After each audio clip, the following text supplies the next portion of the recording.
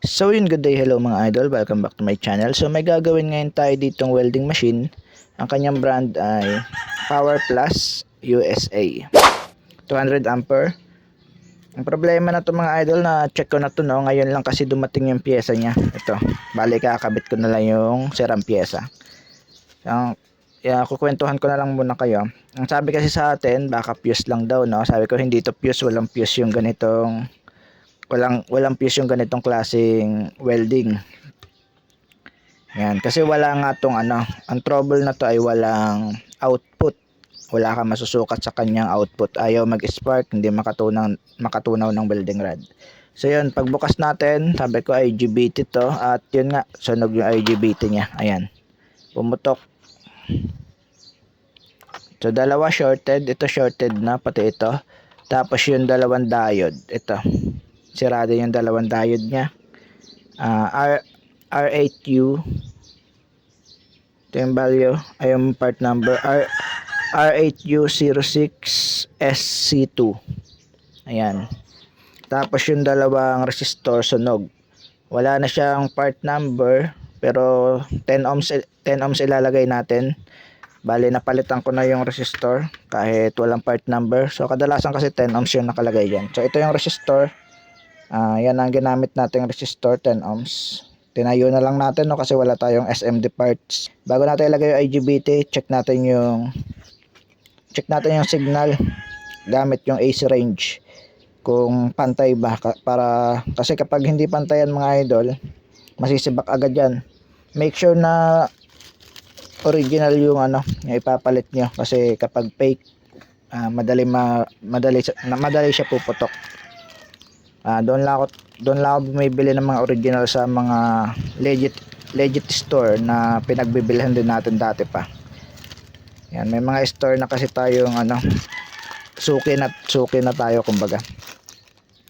Bali wala akong pamalit pala mga idol dito sa, ito yung dati niya BT40T60. Wala akong pamalit, kaya wala rin akong makita, kaya ito na ang ko 60T 60. So 60 ampere 600 volts. So itong dati ay 40 ampere 600 volts. Yan. So ito na, mas mataas na itong ipapalit natin, dalawa. Tapos yung sa diode wala rin tayo makita no. Yan. Make sure na original din yung diode, at kailangan mas mataas kung magpapalit kayo, or same part number. So wala kasi makitang ganito yung ito R8U6CS2. So medyo mahirap kasi magtingin pag sa cellphone tayo nagbabasa ng part number, maliit lang pag sa cellphone. So ito ipapalit natin no, 1560. Yan, mas malakas. Kakabit ko muna ito mga idol para mapakita na sa inyo kung ito lang ba talaga ang sira.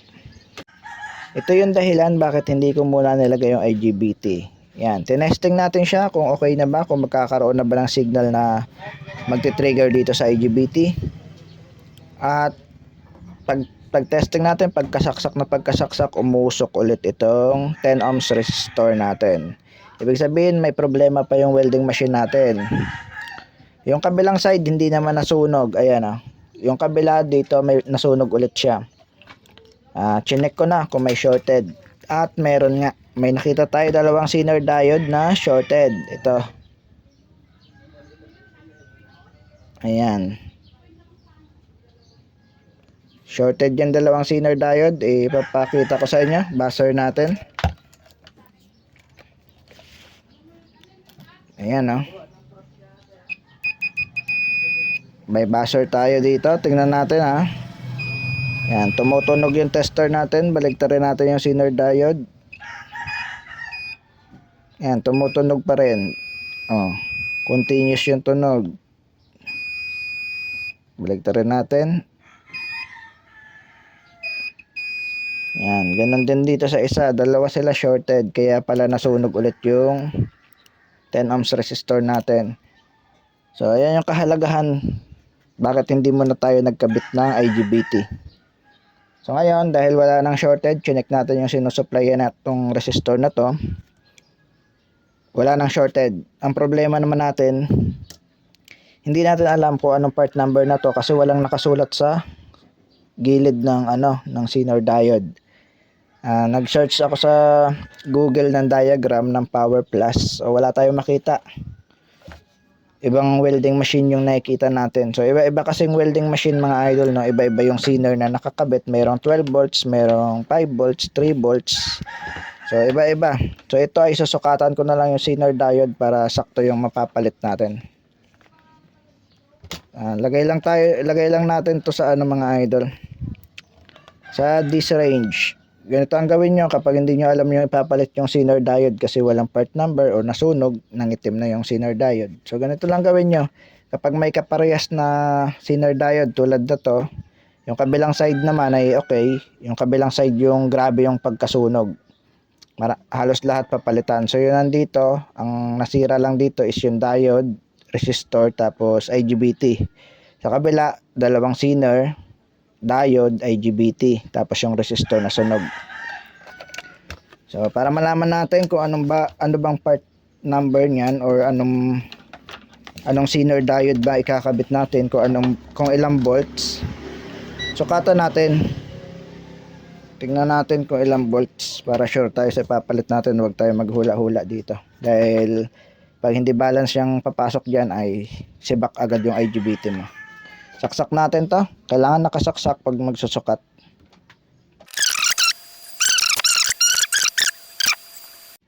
Bali ito ipapalit natin. 4 na 6.2. Dalawa dito sa kabilang IGBT at dalawa rin dito. Tinanggal ko na yung ayos. Papalitan din natin.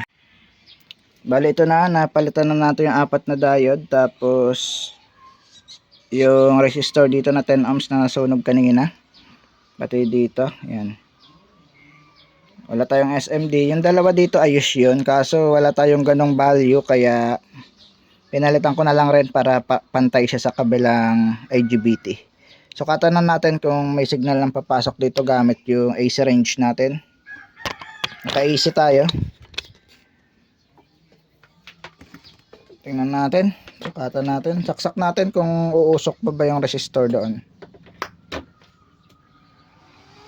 Ayan, hindi na siya umusok mga idol. Sukatan natin. Mali yung test probe. Ito pala ang test probe natin. So yan, meron. Sa kabila.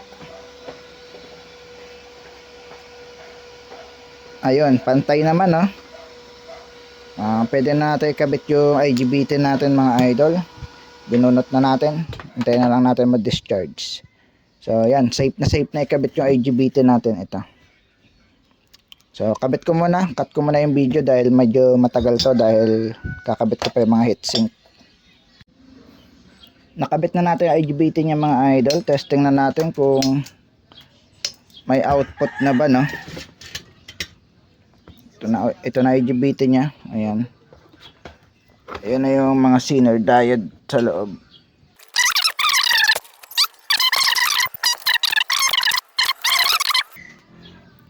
So try natin mga idol, saksak. Yan, umilaw na. Umandar na rin yung blower. Yan, umilaw na ng green, hindi na siya yellow. Dati wala kasi itong output mga idol, no. Sukatan natin ngayon kung meron na ba siyang output. Yan, wala namang umusok, no.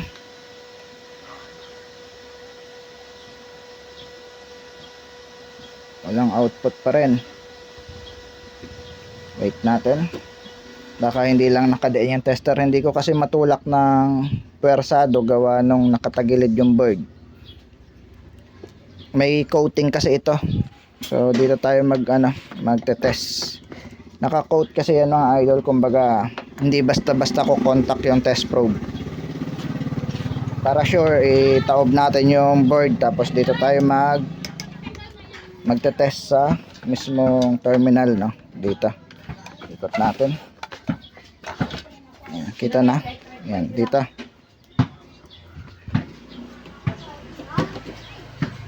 Umilaw yung yellow. Dapat mawawala, no. Yun, nawala na. Hindi na umiilaw yung yellow. Green na lang.